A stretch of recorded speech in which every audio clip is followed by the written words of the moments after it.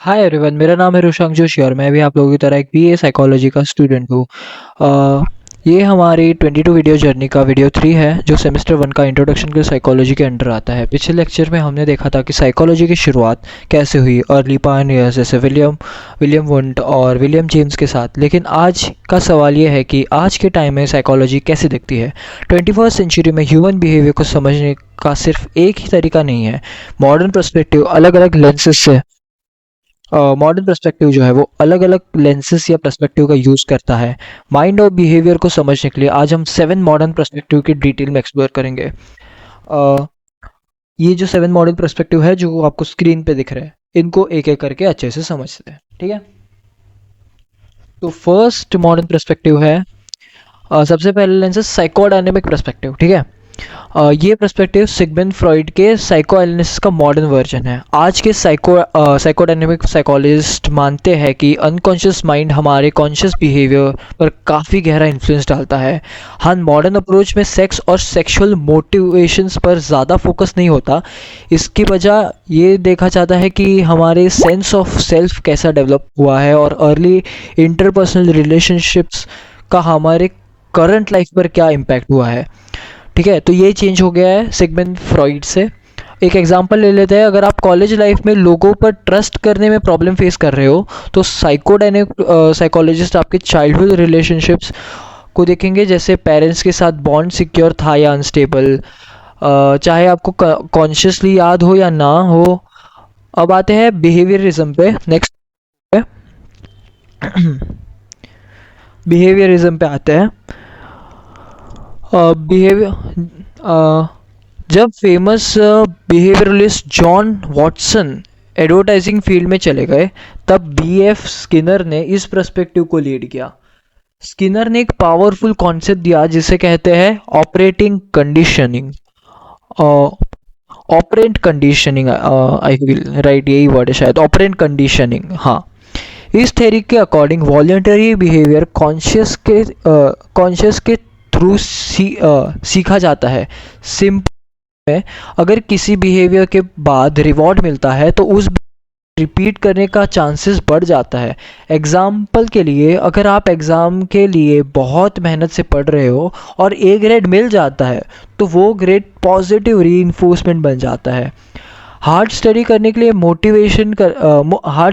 Motivate करता है। 1950s में एक नया जिसे जिसे कहा गया ह्यूमनिस्टिक। ये ह्यूमनिस्टिक क्या है, जैसे आपको स्क्रीन पे दिख रहा होगा, सॉरी मैं हर बार स्लाइड चेंज करना भूल जाता हूँ। तो ह्यूमनिस्टिक पर्सपेक्टिव, ये ये इसको थर्ड फोर्स भी कहा जाता है। अब्राहम मस्लोव और कार्ल रोजर्स, इन दोनों के नाम आई गेस करेक्ट है, बट एक बार अपनी टेक्स्ट बुक याद साथ में रखना। अब्राहम मस्लोव और कार्ल रोजर्स जैसे साइकोलॉजिस्ट को लगा कि साइको एनालिसिस और बिहेवियरिज्म दोनों ही ज़्यादा नेगेटिव है। ये तो अनकॉन्शियस अर्जिस पे फोकस करते हैं और एनवायरनमेंट को ब्लेम करते हैं हर चीज़ के लिए। तो उन्होंने कहा कि ह्यूमनिस्टिक पर्सपेक्टिव जो है वो, ये लोग ये मानते थे कि ह्यूमंस के पास फ्री विल होती है और हम नेचुरली सेल्फ एक्चुअलाइजेशन की तरफ स्ट्राइव करते हैं, यानी अपनी फुल पोटेंशियल अचीव करने के लिए कोशिश करते हैं। सेल्फ एक्चुअलाइजेशन का मतलब वही है कि मैं अपनी फुल पोटेंशियल तक रीच करते हैं। वो मानते थे कि ह्यूमन में एक ह्यूमन स्पिरिट जिसे हम कहते हैं वो है। एक एग्जांपल देता हूँ। आप कोई वॉलेंटरी प्रोजेक्ट ज्वाइन करते हो, ना पैसों के लिए ना किसी प्रेशर के वजह से, बिल्कुल इसलिए क्योंकि आपको लगता है यही सही है और आपको एक बेटर पर्सन, और यही आपको एक बेटर पर्सन बनाता है। अभी बात करेंगे हम अगले लेंस के बारे में जो कि है द कॉग्निटिव पर्सपेक्टिव। ठीक है, कॉग्निटिव पर्सपेक्टिव जो कि 1960s में काफ़ी पॉपुलर हुआ, स्पेशली कंप्यूटर्स आने के बाद।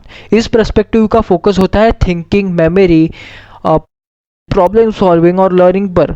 इसमें एक इम्पॉर्टेंट सब फील्ड है कॉग्निटिव न्यूरोसाइंस, जिसमें साइंटिस्ट ब्रेन इमेजिंग टेक्निक्स का यूज़ करते हैं, देखते हैं कि थिंकिंग के टाइम ब्रेन में क्या फिजिकल चेंजेस हो रहे हैं। एवरीडे एग्जांपल्स ये हो सकते हैं कि जब आपका जीपीएस काम नहीं करता तो तब आप अपने मेमोरी और प्रॉब्लम सॉल्विंग स्किल यूज़ करके सिटी के रूट्स याद रखते हो। ठीक है, आप बरसों से जिस सिटी में रह रहे हो आपको याद रह जाती है। हम्म अभी नेक्स्ट पर्सपेक्टिव की बात करेंगे जो है द सोशल कल्चर पर्सपेक्टिव।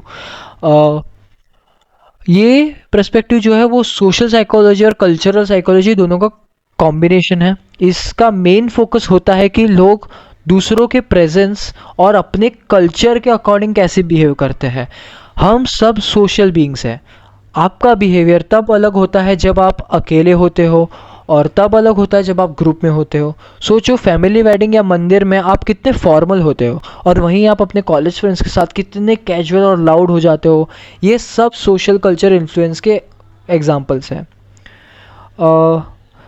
अभी बात करेंगे हम छठे लेंस के बारे में, द बायोसाइकोलॉजिकल पर्सपेक्टिव। ये न्यूरोसाइंस का पार्ट है और बिहेवियर के बायोलॉजिकल बेसिस और बिहेवियर को बायोलॉजिकल बेसिस पे स्टडी करता है। इस अप्रोच के according behaviour genes hormones brain chemicals और नर्वस सिस्टम की एक्टिविटी का रिजल्ट होता है। ठीक है, जो भी हम बिहेव करते हैं ये वो अपने बायोलॉजी पे डिपेंड करता है इस पर्सपेक्टिव के हिसाब से। अगर किसी को एंजाइटी डिसऑर्डर है तो बायोसाइकोलॉजिस्ट उसकी फैमिली हिस्ट्री, जेनेटिक फैक्टर्स या ब्रेन केमिस्ट्री को एग्जामिनिंग करेंगे।